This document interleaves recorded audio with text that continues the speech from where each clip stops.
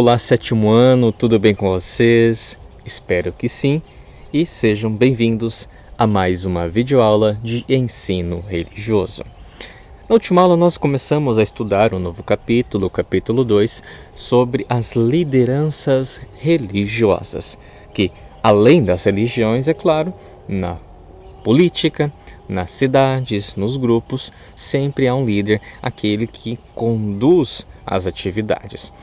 E começamos a estudar a questão dos líderes a partir de Malala, ela que foi uma jovem que recebeu o Prêmio Nobel da Paz em 2014. E vocês estão vendo a foto dela e nós lemos o discurso dela no dia do prêmio. E vocês até fizeram também uma atividade do que mais gostaram, né, desse texto.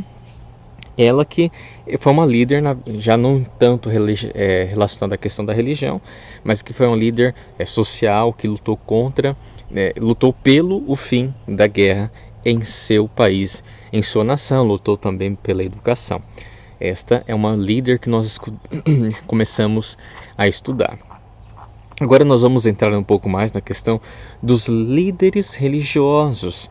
E temos que saber também que os líderes religiosos, muitos deles, além de serem líderes da sua religião, eles também são grandes defensores do meio ambiente, grandes defensores da justiça, dos mais pobres.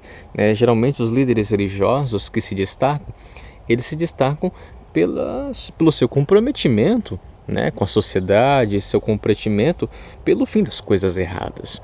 Então convido vocês a irem na página 36. Na página 36 nós vemos o seguinte: liderança e proteção do meio ambiente. Liderança e proteção ao meio ambiente. Nós vamos hoje ver a questão da irmã Dorothy Stank. Nasceu em 1931 e morreu em 2005. Irmã Dorothy, conhecida porque ela era uma freira. Ela era uma freira missionária. O que é uma missionária? Aquela geralmente que sai do seu país e vai para outro país, em missão. Então, só pelo sobrenome e o nome, vocês já percebem que não era brasileira de nascença. Então, ela era missionária das Irmãs de Nossa Senhora de Namur. Ela nasceu nos Estados Unidos, mas se naturalizou brasileira. Em 1966, aos 35 anos de idade, chegou ao município de Coroatá, no Maranhão. Foi nesse período que ela começou a ter os primeiros contatos com a exploração da floresta amazônica. Então aqui nós já temos os primeiros, as primeiras informações. Ela foi uma freira, uma irmã missionária, que nasceu nos Estados Unidos, mas veio para o Brasil em missão, na região amazônica. E todos nós sabemos que a região amazônica ela é explorada, desmatada por interesses econômicos, por ambição de muita gente.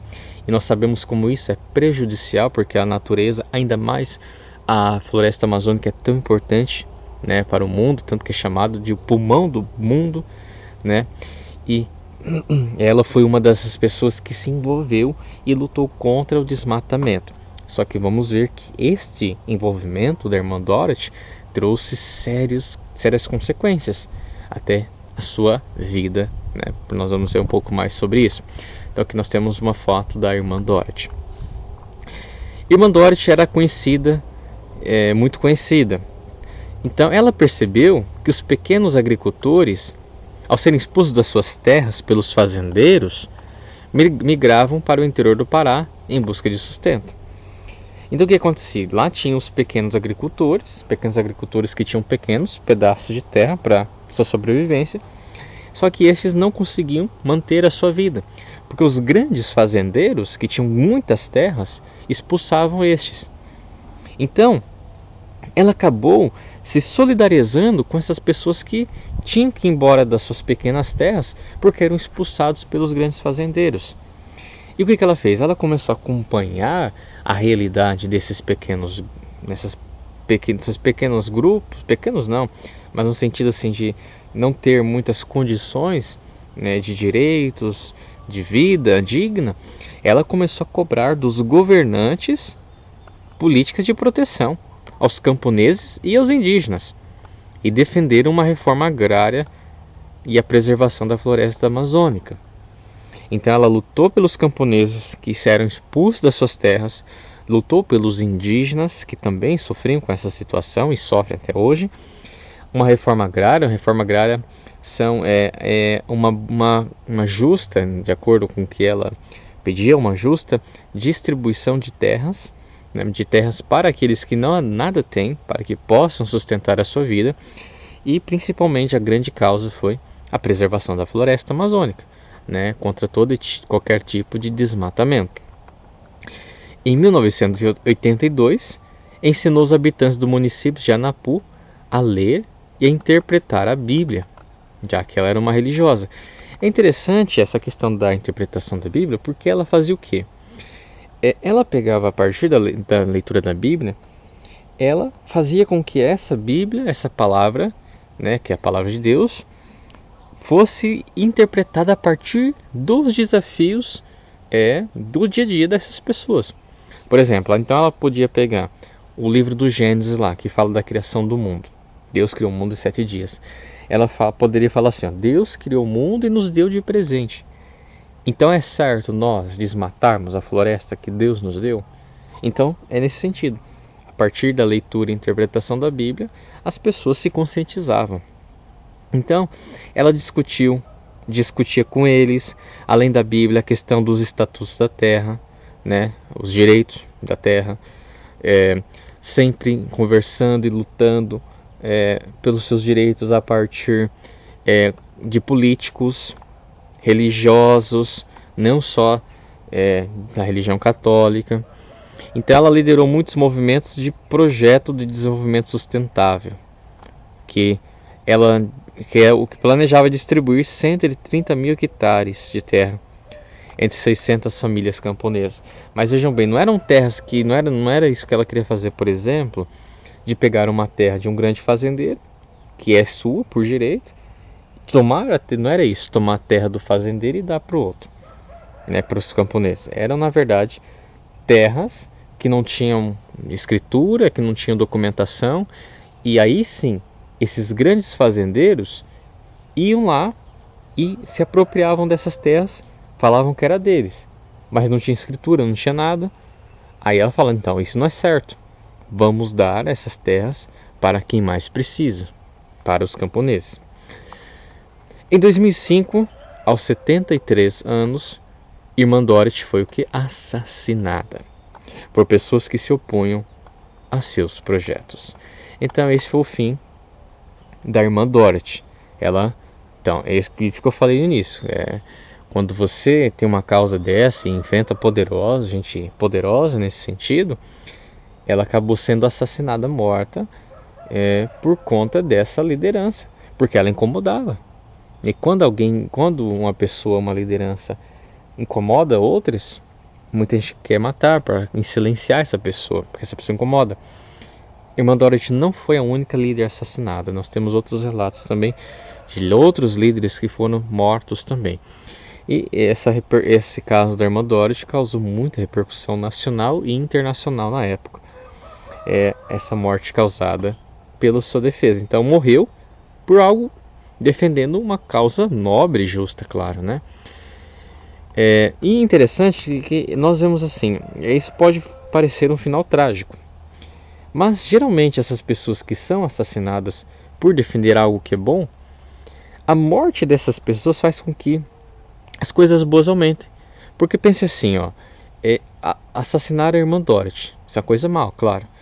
Mas com o assassinato da Irmã Dorothy, muitas outras pessoas, porque isso causou uma comoção nacional e internacional, então por causa desse assassinato, muitas outras pessoas começaram a ver a realidade cruel de desmatamento. Muitas pessoas que nem achavam que isso existia, começaram a ver o desmatamento. Esse movimento de luta pelos direitos da Amazônia, dos povos de lá, aumentou. Então nós vemos isso. Quando um líder é assassinado por um motivo, em vez de perder força, o que acontece é o contrário. Esse movimento pelo bem, ele aumenta, ele cresce, ganha força.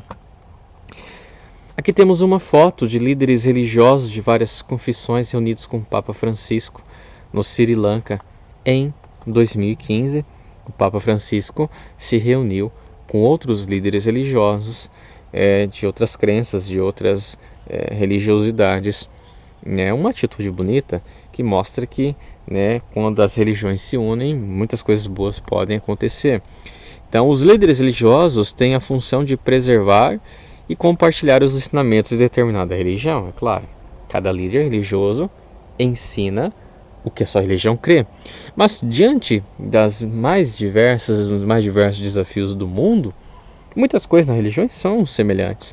Então, quando as religiões se unem para um determinado fim, para um bem, para uma causa do bem, aí as coisas ganham muito mais força, ok? Então, essa questão das lideranças religiosas que se unem também é importante, para superar. Por exemplo, nós temos agora a questão da pandemia coronavírus.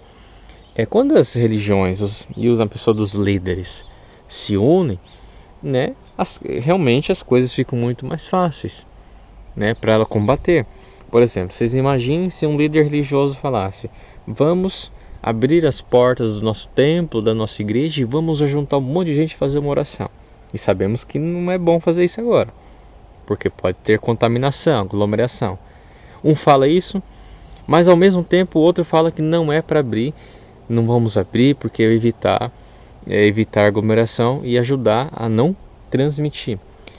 Então você vê que fica dividido, e não tem tanta força o combate. Agora nós vemos o que está acontecendo ao contrário, que vários líderes, a maioria dos líderes religiosos de várias religiões se uniram nesse sentido de falar: não, vamos ficar por um tempo de portas fechadas, porque nesse sentido nós vamos ajudar a evitar as transmissões deste vírus. Então, agora na atividade de vocês, na página 37, eu quero que vocês, nessas respostas curtas, vocês estão vendo, quero que vocês me respondam: que líder religioso você admira? Então, qualquer líder que seja, desde que seja líder religioso, eu quero que você escreva qual é o líder e que características ou ações dele mais chamam a sua atenção. Então, além de você falar o líder que você admira, que realmente te chama a atenção, te inspira as coisas boas, você tem que escrever algumas das características que ele tem, que te faz realmente chamar a atenção e pensar: nossa, ele vale a pena seguir esta pessoa. E na pergunta 2, no espaço a seguir, escreva uma frase que gostaria de enviar a ele. Então, você aí com as suas palavras vai escrever assim: querido líder religioso, eu gostaria de falar estas palavras para você. Pode ser um elogio, pode fazer um pedido, não importa, mas desde que você escreva uma frase que gostaria de enviar para esse líder religioso.